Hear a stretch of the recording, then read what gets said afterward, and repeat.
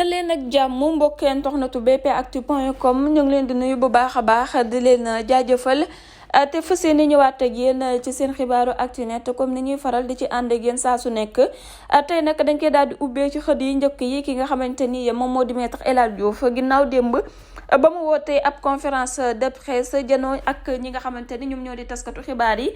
daal di soulever ñetti points yi ba ca jiitu nekk ci diggante Adji Sarr ak Sonko ba ca topp di Ousmane Sonko ak monnaie locale ba mu bëgg a amal ci diwaanu Casamance waaye ba mu ko daaneelee rek moom moo di li nga xamante ni moom moo di élection locale yi ñu war a jub si ci ay fan yu néew kàddu yu njëkk yi mu yëkkati ci diggante Adji Sarr ak Sonko mooy que ni Ousmane Sonko dafa yeb askan bi ndax moom leer na ko ni Adji Sarr mënul maase Adji Sarr caresse la mën donc bu bàyyee ko woon këram ci couvre-feu bi di dem ci Adji Sarr donc dafa doom dem di wuti ku ko caressé donc mu neex ko mu nakari ko na préparé boppam te xam ni procès bi dina am incha allah du yàgg dara yemul foofu daal dinay jubali ci ki nga xamante ni moom salon ba doon duppee Khady Ndiaye nee na Khady Ndiaye nag complice la en quelque sorte ndax xale bu jigéen boo xamante ni ku wut fa jot na benn nit demul benn nit dikkul nga tëj ko ci kër bàyyi xale bu góor mu ñëw mu koy raayal yaramam donc yow complice nga te dañ laa war a juger tamit comme ni ñuy juger Ousmane Sonko ba mu jógee foofu ñëw na ci monnaie locale ba Ousmane Sonko di waxtaanee ca diwaanu Casamance jamono ji yëpp jàpp na ni nag Ousmane Sonko dafa taxaw tembe rek ngir féewale Sénégal taxaw ngir indi fii li nga xamante ni moom moo di guerre ba jóge woon ca diwaanu Casamance dem na sax ba traité ko ni Ousmane Sonko moom moo gën a pire waa Boko Haram bépp terroriste bu fi nekk Ousmane Sonko moo la gën a yées ci ay kàddoom démb ba mu ciy wax daw ci lu toll ne yota wax di gën a dëggal boppam bari na kàddu yëkkati teg ko ci kaw Ousmane Sonko ba mu duggee ci élection locale yi nag moom yaatal na ci bu baax a baax nee na Ousmane Sonko day metti rek waaye du mës a gagné Casamance ndax mësu faa yëkkati lu toll na birik mësu faa dem xew mësu faa soutenir benn citoyen bu yeewoo foofee donc mbirum Casamance na ko teg ci suuf kenn xamu ko fa sax moom mooy wër mbubboo Casamance waaye Casamance amul kenn ku nekk ci ginnaaw Ousmane Sonko kii nii di Bougane Gueye Dany Maître El Hadji Diouf la mu ko sànni ci biir conférence de presse bi mooy que ni jamono jii nii dafa nekk di yàq xaalisam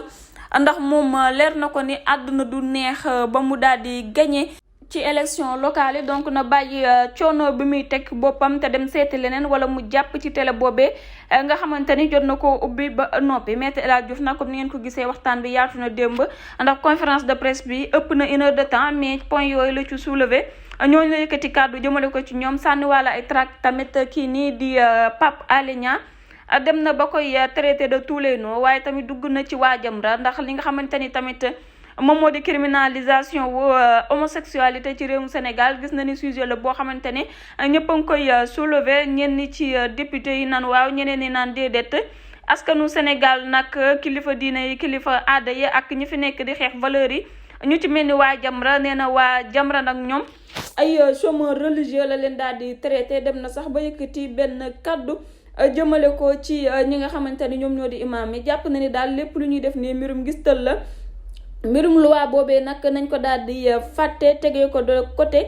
dem continuer ci li nga xamante ni moom moo di suñu ay occupation ndax loolu nekkut actualité ñu daal di wéyal suñuy xibaar ci kawteef bi nga xamante ni xëy nañu daal di koy gis ci xët yu njëkk yi nekk ci réseaux sociaux yi mu nekk ab chauffeur boo xamante ni nee nañu dafa dem takk patronam teg ci tamit nag maltraité ki nga xamante ni moom moo di aawam da koo takk ba noppi chambre ba mu jëloon nekk fa ak patron nag ci fa la daal di invité kii nii di première femme am ba mu dikkee mu ni ko takk naa ñaareel coow la daal di jolli nag ndaw si nee na waa ji da ko doon dóor ay coup ci kanam gi ba bakkat bi yëpp doon nàcc waaye ba mu paree ci loolee daal di nay révélé ndax nee na début ba relation ak patron dil la woon dafa bëggoon bu sëyee ak moom 6 mois mu divorcé ndax ndaw si da ko diggoon na ko dinaa la yóbbu Europe te ndaw si bëgg na ko lool te ki tamit yor na alal joo xamante ni takku na lool ndaw si ginnaaw ba mu defee révélation yooyu dafa daal di dem porter plainte pour coup et blessure volontaire teg ci tamit nag ñu daal di tëj borom këram lu toll ci 1 semaine ferme daal di koy amende 500 000 francs CFA jamono ji cas bi ñaala nar a doon ndax awam boobee moom seen diggante déjà waxatuñu waxu sëy ñoom ñaar. ba ca topp nag est-ce que kii nii di patron day daal di toog ca sëy ba bu fekkante ni ndaw si la mu révélé moom mooy kàdduy dëgg yi. ba tey ci wàllum sëy la ñu daal di desandi ak yéen jamono ji nag rumeur yi bari woon na lool ñii naan kii nii di Mathio Ndiaye dafa tàggoo woon ak borom këram. waaye nag région yi nit ñi xamuñ ko woon ana lan moo lalu woon ci boobee divorce ginnaaw quelques mois de mariage donc d'après nag li ñu xëy daal di koy fësal tey jii ci Sénégal ñoom waa Sénégal nee nañu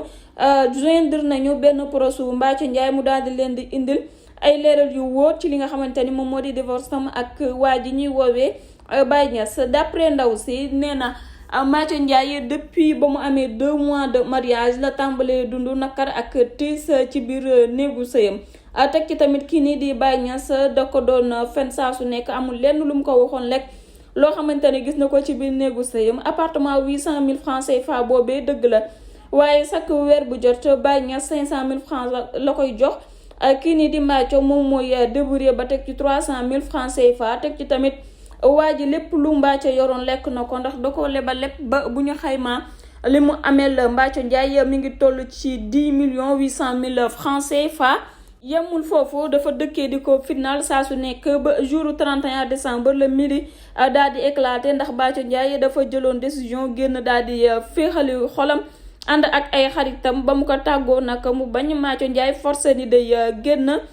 ci la ko Baye Niass agressé ñoom ñaar ñu tàmbalee di xuloo ba mu yëkkati ab paaka doon ko menacé ci la Mbathio yuuxoo tamit. dëkkandoo yi daal di ñëw ki nga xamante ni moom moo di seen imaamu koñ bi ñu woo ko ci saa si Mbathio daal di woo takk der yi coow li gën a am ampleur. Baye Niass daan ni Mbathio Ndiaye may naa la sa baat ci kanamu imaam bi ak ñëpp ñu teewee ko ca lendemain ba mu ñëwaat ci biir appartement bi tàmbalee di baalu ki nga xamante ni moom moo di Mbathio. waaye boobu dafa fekk nag ni bay wéy na mbuus ndax Mbathio lànk na ni du delluwaat ci biir sëy boobee. ginnaaw ba maître El Hadji Diouf defee conférence de presse ba noppi daal di ci attaqué ñu bari rawatina ak kii nii di journaliste bi ñuy woowee Pape Alé Niang moom nag tardewul benn yoon daal di amal benn vidéo sortie daal di répliqué waat ndax nee na ko bis boo ma tàppaasee tisbaar takkusaan di nga jot sa réponse Sonko moo lay may dara ndax amul sa jot mais man am naa sa jot te duma la wannal baat su ma rusru woon sa doom yi mag yi nga am lépp looy def ci dëkk bi dinaa ko wax. yemul foofu dem na sax ba di ko naan ko yow maître El Hadji Diouf ci métier bi nga nekk muy métier d'avocat amoo ci nawle kenn nawloowu la bépp avocat boo taxawal wax ko turu maître El Hadji Diouf rek danaan la kooku daal nañ ko bàyyee ni ko suñu borom sàkkee rek.